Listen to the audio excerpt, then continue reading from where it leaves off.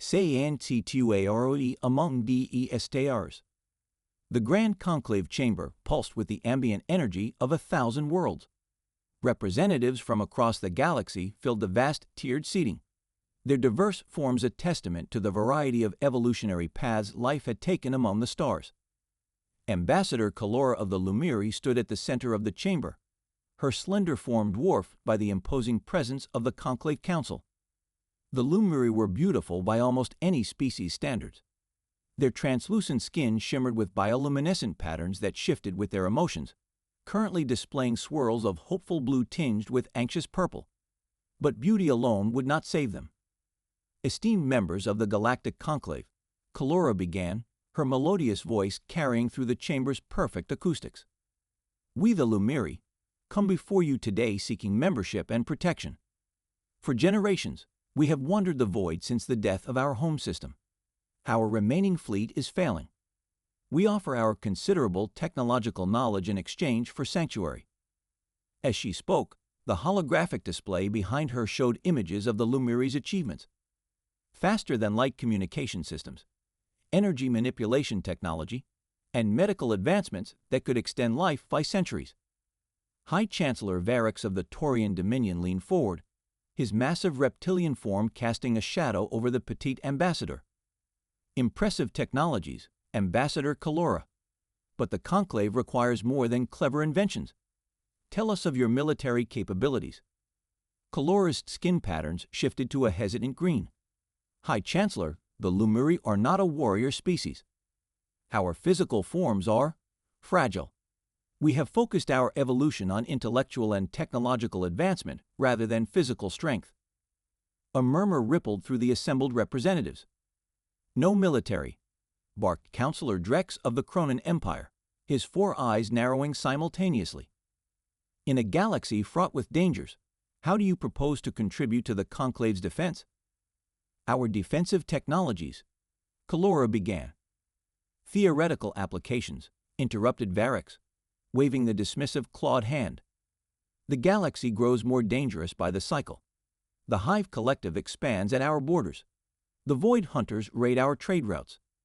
We need member species who can provide warriors, not merely thinkers. Kalora's patterns shifted to a desperate yellow. Surely strength can be measured in more than martial prowess.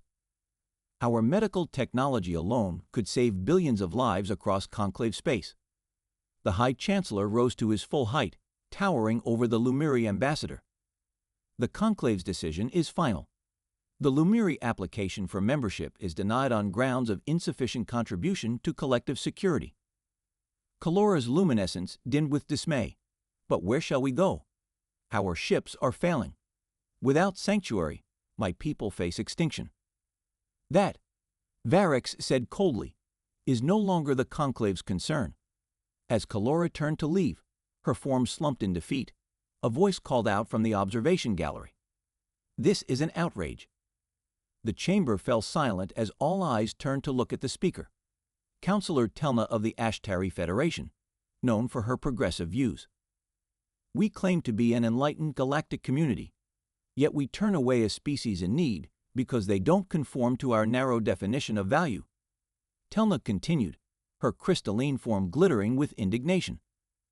Watch yourself, Counselor, warned Varix. The decision has been made. And what of their knowledge?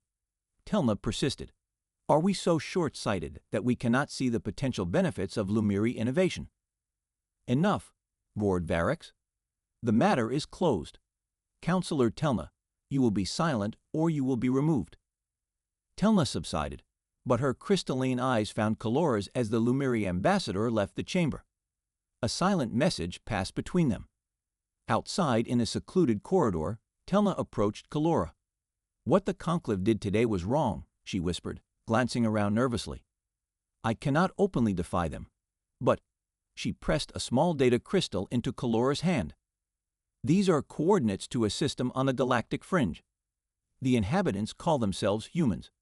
They're not part of the Conclave, too primitive by our standards, but they're resourceful, adaptable, and above all, compassionate. Why would they help us when the Conclave would not? Kalora asked, her patterns shifting to cautious indigo. Telna's crystalline features arrange themselves into what might have been a smile. Because sometimes those who have been underestimated understand the value of those who are overlooked. When Kalora returned to the Lumiri fleet, the news of the Conclave's rejection spread like a virus through their diminishing numbers. Despair threatened to engulf them until Kalora revealed the coordinates given to her by Counselor Telna. "We have one last hope," she announced to the Lumiri High Council. "A young species called humans. They may be our salvation or our final disappointment." With no alternatives, the Lumiri fleet set course for the remote solar system on the edge of the galactic spiral, their ships struggling to maintain the energy required for faster-than-light travel. They arrived in the Sol system 3 months later, their vessels barely functional, their population reduced by thousands due to life support failures.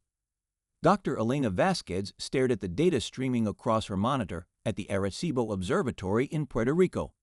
The pattern was unmistakable. Structured signals of non-human origin. "Director," she called out, her voice trembling with excitement, "you need to see this." Within hours, observatories across Earth confirmed the discovery. Within days, the world knew humanity was not alone in the universe, and the aliens were coming to Earth. Global panic mingled with anticipation as governments scrambled to respond to this unprecedented situation. The United Nations convened an emergency session, while militaries worldwide went on high alert. In Washington, D.C., President Marcus Chen addressed his National Security Council. What do we know about their intentions? Secretary of Defense Kimberly Jackson cleared her throat. "Sir, our linguists have made progress in decoding their transmissions. They appear to be refugees, seeking asylum after being rejected by something called the Galactic Conclave. They're offering technology in exchange for protection." "Refugees," echoed Vice President Diallo. Could this be a deception? A pretext for invasion? Dr. Vasquez, invited to the meeting as Earth's leading expert on the alien signals, spoke up. "The detailed scans we've received of their ships show significant damage. Many are operating on minimal power. Whatever they are, they're in desperate condition." President Chen paced the Situation Room. "Options? We could refuse contact," suggested General Roberts. "Tell them to move on." "And if they're truly desperate," countered Dr. Vasquez, "we'd be condemning an entire species to extinction." "Or we could offer conditional sanctuary," said Secretary of State Liu. "Allow a limited number to land while we assess their intentions." President Chen nodded slowly. "Prepare a response. Tell them we're willing to discuss providing sanctuary, but we need guarantees of peaceful intentions, and have NASA prepare for potential first contact." The world watched in awe and trepidation as the Lumiri ships entered Earth orbit 3 weeks later. Their vessels were unlike anything humans had imagined, organic-looking structures that seemed to pulse with internal light, elegant despite the visible damage marring their surfaces. Ambassador Kalora's voice was broadcast to every corner of Earth. "People of Earth, we come in peace and desperate need. We are the Lumiri, a species facing extinction without your help. We offer friendship and knowledge in exchange for sanctuary." The first meeting between human and Lumiri representatives took place aboard the International Space Station, hastily adapted for the encounter. Dr. Vasquez was among the human delegation, her heart racing as the airlock cycled open to reveal Ambassador Kalora and 2 other Lumiri. The aliens were breathtaking. Standing slightly taller than humans, their translucent bodies glowed with gentle patterns of blue and green. Their 4-fingered hands ended in delicate appendages more suited to precision work than combat. Their large, expressive eyes regarded the humans with hopeful anticipation. "On behalf of humanity, I welcome you," said Secretary of State Liu, stepping forward. "Though we have many questions." "And we have many answers to offer," replied Kalora, her skin rippling with patterns of relief. "We have journeyed far, and our people are dying. Will Earth grant us sanctuary?" The negotiations lasted weeks. The Lumiri were forthcoming about their situation. Their home system destroyed by a stellar catastrophe centuries ago. Their species nomadic ever since. Recently rejected by the Galactic Conclave for being too physically fragile to contribute militarily. They offered technological knowledge that made Earth's greatest scientists gasp in wonder. Clean energy systems, medical advances, faster-than-light communication principles. In return, they asked only for a place to live, isolated habitats where they could maintain the specific environmental conditions they required. Public opinion on Earth was sharply divided. Many welcomed the opportunity to advance human knowledge and help a species in need. Others feared hidden agendas or cultural contamination. 3 months after first contact, President Chen addressed the United Nations General Assembly. The world held its breath. After careful consideration and extensive dialogue with the Lumiri representatives, Earth has made its decision, he announced. We will grant sanctuary to the Lumiri people. Cheers and protests erupted in equal measure around the globe. But as the first Lumiri habitat was constructed in the remote Australian outback, humanity took its first steps into a larger galactic community, not as conquerors or warriors, but as saviors and protectors of a species deemed too weak to be worthy of survival. Neither humans nor Lumiri could have predicted how this decision would reshape the fate of both species, and eventually the galaxy itself. Alliance of the HUND or DOGS. 1 year after the Lumiri's arrival, Earth had begun to transform. The first Lumiri habitat in Australia had been joined by others in remote regions across the globe: the Sahara Desert, the Siberian tundra, the Chilean highlands. Each habitat was a marvel of engineering, gleaming domes that shimmered with the same bioluminescence as their creators.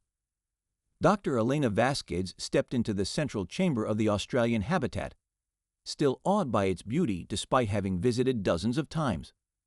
The air inside was slightly thinner than Earth's atmosphere, with higher humidity and traces of noble gases that gave it a sweet smell. Plants unlike any on Earth grew in spiraling patterns, their colors shifting subtly in response to the movement of the Lumiri who tended them. Dr. Vasquez, welcome, said Ambassador Kalora, gliding forward.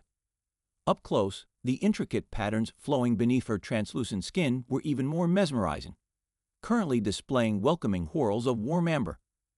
I'm pleased to report that the integration of our medical technology with your hospital systems has exceeded expectations. Elena smiled. The cancer treatment protocols alone have saved thousands of lives already, and the clean energy systems have reduced carbon emissions by 15% globally. The Lumiri contribution to Earth has been immeasurable.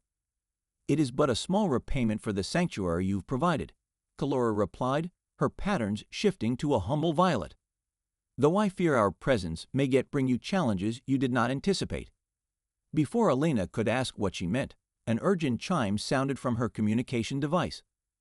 The face of General Roberts appeared on the screen, his expression grave. Dr. Vasquez returned to headquarters immediately. Our deep space monitoring network has detected multiple vessels entering the solar system. Non-human signatures, and they're not Lumiri. Elena's blood ran cold as she looked up at Kalora, whose skin had paled to a fearful gray. The conclave, the ambassador whispered, they found us. Within hours, the United Nations Space Defense Command, a newly formed international military body created after the Lumiri arrival, was on high alert. The approaching fleet was massive, dwarfing the Lumiri vessels that had arrived a year earlier. In the Emergency Command Center beneath Geneva, world leaders assembled alongside Lumiri representatives to address the crisis.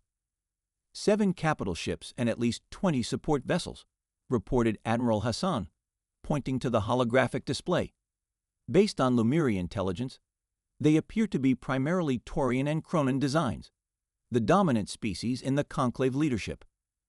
Our defenses, asked President Chen.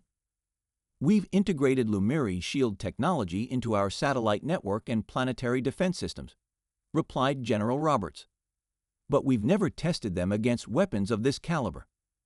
Ambassador Kalora stepped forward, her skin patterns showing a complex mix of fear and determination. I must apologize, President Chen. We never wished to bring war to your doorstep. You didn't bring this war, Ambassador, Chen replied firmly. We chose to offer sanctuary knowing the risks. A communications officer interrupted. Sir, we're receiving a transmission from the lead vessel. The main screen flickered to life. revealing a massive reptilian being with scaled skin and 4 horns protruding from its head. Even through the screen, High Chancellor Varex's presence was intimidating. "Primitives of Earth," he growled, his voice translated through Lumiri systems. "I am High Chancellor Varex of the Galactic Conclave. You are harboring fugitives who were denied Conclave membership. Surrender the Lumiri immediately or face the consequences." President Chen stepped forward, his face composed despite the threat. "High Chancellor, Earth has granted sanctuary to the Lumiri people. We were unaware of any galactic law prohibiting such action. Your ignorance does not excuse your interference." Varex snarled. "The Lumiri were deemed unworthy of Conclave protection. Their association with your species violates the natural order of galactic development." "With respect, Chancellor," Chen replied, "we find the Lumiri to be valuable allies. Whatever criteria you use to judge them seems flawed from our perspective." Varex's reptilian features contorted in rage. "You dare question the wisdom of the Conclave. Your species has barely mastered spaceflight, yet you presume to challenge decisions made by civilizations thousands of years your senior." Without warning, a beam of energy lanced down from the Conclave fleet, striking the Pacific Ocean. The resulting explosion sent tsunamis radiating outward, threatening coastal communities across the region. "That was merely a demonstration," Varex said coldly. "You have 1 planetary rotation to surrender all Lumiri. Otherwise, we will reduce your cities to ash." As the transmission ended, chaos erupted in the command center. Emergency protocols were activated worldwide to address the tsunami damage, while military forces scrambled to defensive positions. "Can we evacuate the Lumiri?" asked Vice President Diallo. "Get them to safety somewhere else." Kalora shook her head, patterns of despair washing across her skin. "Our remaining ships lack the capacity for long-distance travel. And where would we go? The Conclave controls most of the habitable systems in this sector." Dr. Vasquez, who had been conferring with a mixed team of human and Lumiri scientists, approached the central table. "We might have an option. The Lumiri energy manipulation technology. We've been adapting it for our defense systems. But there's an application we hadn't considered until now." All eyes turned to her as she activated a holographic display showing a complex network surrounding Earth. "The Lumiri can manipulate energy at a quantum level. If we reconfigure our satellite network to incorporate their technology, we might be able to create a planetary shield unlike anything the Conclave has encountered before. It would require precise synchronization," added Tellum, the Lumiri chief scientist, "and a tremendous power source." "What about the fusion reactors the Lumiri helped us build?" suggested General Roberts, leaning forward intently. "Possible," Tellum agreed, his skin flashing with patterns of rapid calculation. "But we would need to coordinate globally. Every reactor, every satellite, working in perfect harmony." "How quickly can you implement this?" asked President Chen. Dr. Vasquez and Tellum exchanged glances. 20 hours, they said simultaneously. "The Conclave gave us 24. Chen nodded grimly. "Get to work." What followed was the most extraordinary collaborative effort in human history. Scientists and engineers around the world, human and Lumiri alike, worked without rest to implement the planetary defense system. Military forces prepared conventional defenses as a backup, knowing they would likely be ineffective against Conclave technology, but determined to fight nonetheless. In Lumiri habitats worldwide, even the children contributed, their natural ability to manipulate energy fields proving crucial to the shield's design. Humans marveled at their new allies' capabilities. The same weakness that had caused the Conclave to reject them was now Earth's greatest hope for survival. As the deadline approached, Dr. Vasquez stood with Ambassador Kalora in the Australian Habitats Control Center, watching as the global shield network came online. "Your people have accomplished in hours what would take most species months," Kalora said, her skin glowing with admiration. "Humans have always been at our best when facing impossible odds," Elena replied with a tired smile. "It's about our only redeeming quality sometimes." Their conversation was interrupted by the global alert system. The Conclave fleet was moving into attack position. On screens worldwide, High Chancellor Varex appeared once more, Your time has expired, Earth. Surrender the Lumiri or be destroyed. President Chen's response was broadcast from Geneva. We have a counter-proposal, High Chancellor. Leave our solar system in peace, and we will consider this matter resolved. Varex's laugh was chilling. Your arrogance is remarkable for such a primitive species. Perhaps a demonstration of conclave power will change your perspective. The conclave fleet opened fire simultaneously, dozens of energy weapons targeting major cities around the globe. But as the beams approached Earth's atmosphere, something extraordinary happened. The planetary shield activated, not as a solid barrier, but as an intricate web of energy manipulation fields. The conclave weapons' energy was absorbed, redirected, and in some cases, reflected back toward their sources. Several smaller conclave vessels sustained damage from their own reflected fire. On the command ship, Varex watched in disbelief. Impossible. How could these primitives? He was interrupted by his weapons officer. Chancellor, they're using modified Lumiri technology, but it's different. More powerful than anything we've encountered from them before. Intensify the bombardment. Varex commanded. Overload their defenses. The conclave fleet increased power, pouring devastating energy into Earth's shield network. For several tense minutes, the shield held, its patterns shifting and adapting to each new attack. Then, points of failure began to appear. The Southern Hemisphere node is overloading, reported a technician in Geneva. Shield integrity at 63% and falling. President Chen turned to General Roberts. Is our countermeasure ready? Roberts nodded grimly. Ready on your command, sir. Chen took a deep breath. Activate Operation Slingshot. Across Earth, specially modified satellites changed configuration. Instead of merely defending, the planetary network began to actively draw in the conclave attack energy, channeling it through the global power grid. The Lumiri habitats glowed with unprecedented brightness as they helped process the massive energy influx. Energy redirection at maximum capacity, announced Dr. Vasquez from Australia. Ready to release on your mark. Target their command ship, ordered President Chen. Let's show the High Chancellor what happens when you underestimate the weak. The redirected energy burst forth from Earth's atmosphere, concentrated into a single devastating beam that struck the conclave command ship with surgical precision. The vessel's shields failed almost immediately, and secondary explosions rippled across its hull. In the Geneva Command Center, stunned silence gave way to cautious celebration as the conclave fleet hastily regrouped, their formation now defensive rather than offensive. The communication system activated once more. High Chancellor Varex appeared, his scaled face contorted with rage and disbelief. Behind him, bridge systems sparked and smoke filled the air. This is not over. Primitives, he snarled. No one defies the conclave. We will return in force, and next time, your tricks will not save you. As the conclave fleet retreated from the solar system, Earth erupted in celebration.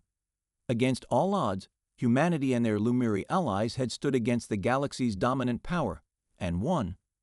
But in command centers and strategy rooms, leaders knew the truth. This was not victory, merely a temporary reprieve. The conclave would return, and next time, they would be prepared for Earth's defenses. We need to strengthen our position, President Chen told his advisors as they watched the conclave ships disappear from their sensors. Advance our technology, expand our defenses. Ambassador Kalora, her skin patterns showing both relief and concern, nodded in agreement. And perhaps, she added thoughtfully, we should seek out others who have been rejected by the conclave. Earth has proven that being deemed weak does not mean one cannot be powerful when united with those who recognize your true value. The alliance of the underdogs had won its first battle. Now they had to prepare for the war to come. The defiance of the stars. 3 years passed since Earth's first confrontation with the Galactic Conclave. Years of frantic preparation, technological advancement, and diplomatic outreach that transformed human civilization more rapidly than any period in history. The skylines of major cities now featured sleek Lumiri-inspired architecture alongside traditional human structures. Orbital platforms dotted Earth's exosphere, Their design's a hybrid of human pragmatism and Lumiri elegance. Perhaps most dramatically, humanity had established its first extrasolar colonies, small outposts on habitable moons in nearby star systems, created using Lumiri faster-than-light technology. Admiral Elena Vasquez, her promotion reflecting her critical role in Earth's defense, stood on the bridge of the EDS Defiance, humanity's first true warship. Through the viewport, she watched as vessels of various designs maneuvered in formation. Some were human-built, others belonged to their growing coalition of allies. "Admiral, the Novan delegation has arrived," reported her executive officer, Commander Okonkwo. Elena nodded. "Escort them to the conference room. I'll join shortly." The Novans were the third species to join what had become known as the Alliance of Free Worlds. Like the Lumiri, they had been rejected by the Conclave, in their case, because their silicon-based biology was deemed incompatible with Conclave environmental standards. After the Lumiri, Earth had welcomed the crystalline energy beings known as the Valari, who had hidden from Conclave persecution for centuries. Together, these outcasts were building something unprecedented, a galactic coalition based not on physical might or military power, but on mutual respect and complementary abilities. In the conference room, representatives from all Alliance species gathered around a holographic display of the galaxy. Ambassador Kalora, now serving as the Lumiri diplomatic chief, acknowledged Elena with a ripple of greeting patterns across her skin. "Admiral Vasquez, thank you for hosting this summit," Kalora said. "Our scouts have returned with concerning news." Elena took her seat at the table. "Let's hear it." A Valari representative, a being that appeared as a swirling vortex of energy contained within a crystalline exoskeleton, moved forward. "The Conclave has been building up forces at their central command stations. Our intelligence suggests they are preparing for a major offensive against Earth and all Alliance worlds." "Timeline?" asked Elena. 3 months, perhaps less," replied the Valari. "They've assembled the largest fleet in Conclave history."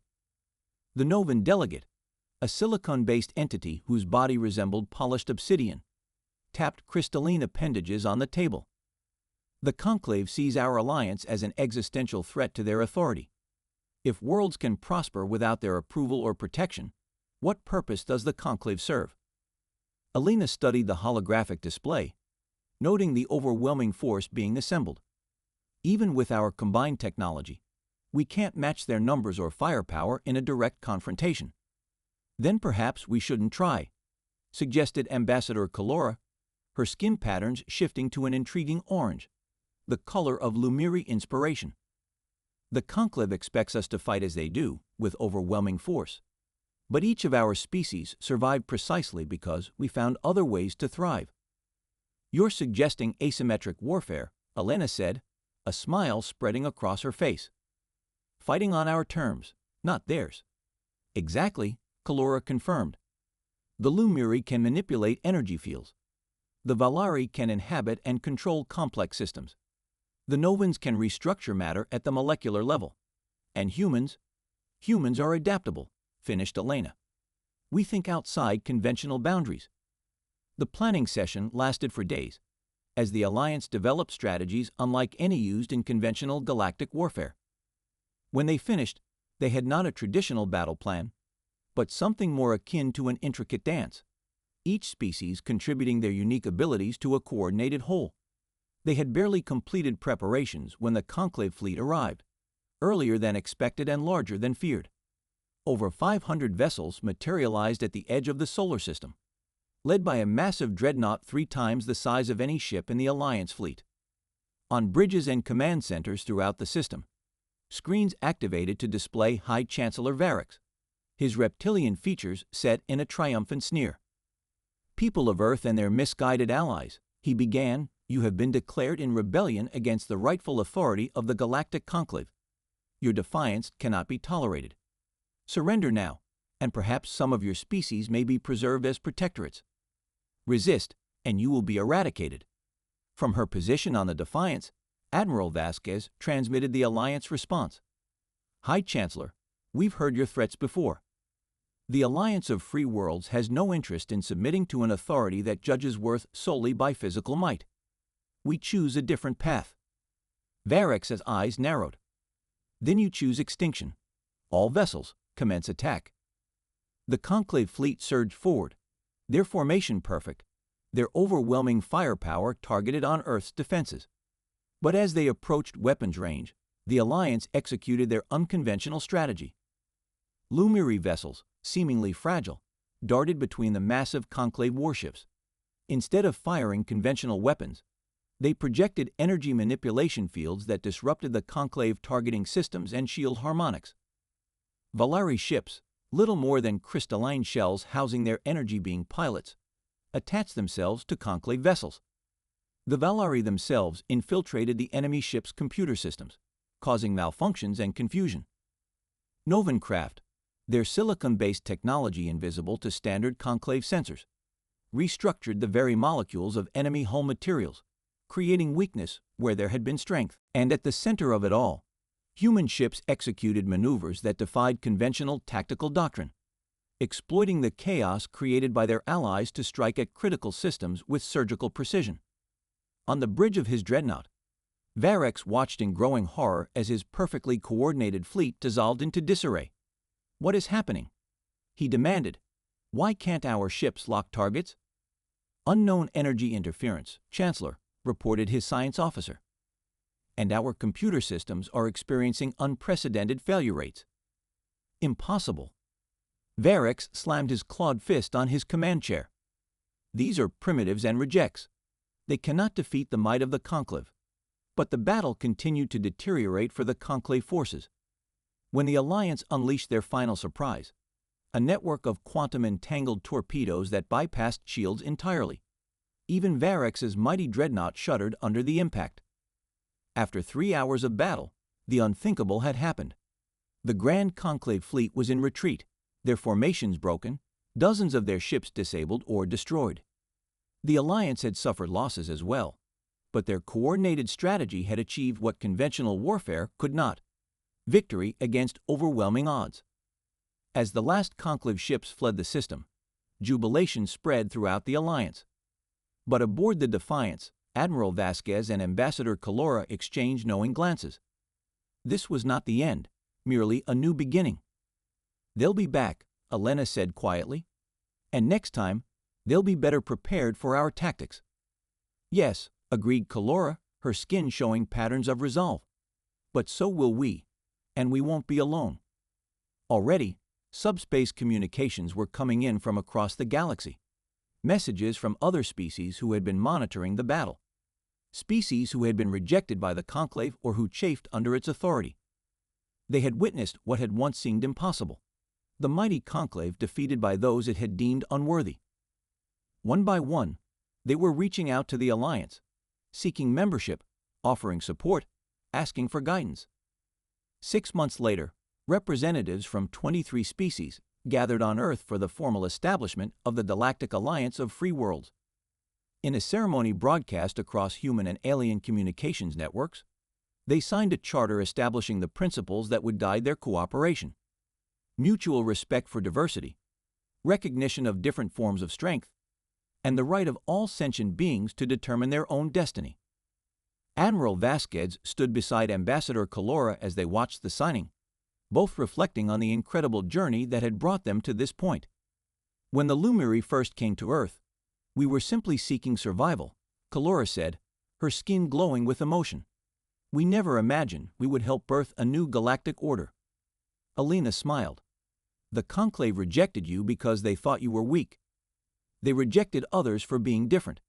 Their mistake was failing to understand that true strength comes in many forms, and our differences can become our greatest assets when we work together." "A very human perspective," noted Calora with an affectionate pattern of colors. "Perhaps," Elena agreed. "Or perhaps it's simply the perspective of those who have been underestimated and overlooked, human, Lumiri, or otherwise." As celebrations continued around them, both knew that challenges lay ahead. The Conclave still controlled much of the galaxy and would not accept this new reality without a fight. But for the first time, there was real hope for a different kind of future among the stars. One where worth was measured not by physical might or military power, but by the contribution each species could make to the greater whole. The outcasts and underdogs, led by humanity's compassion and determination, had begun to reshape the galaxy, and the stars would never be the same again. The end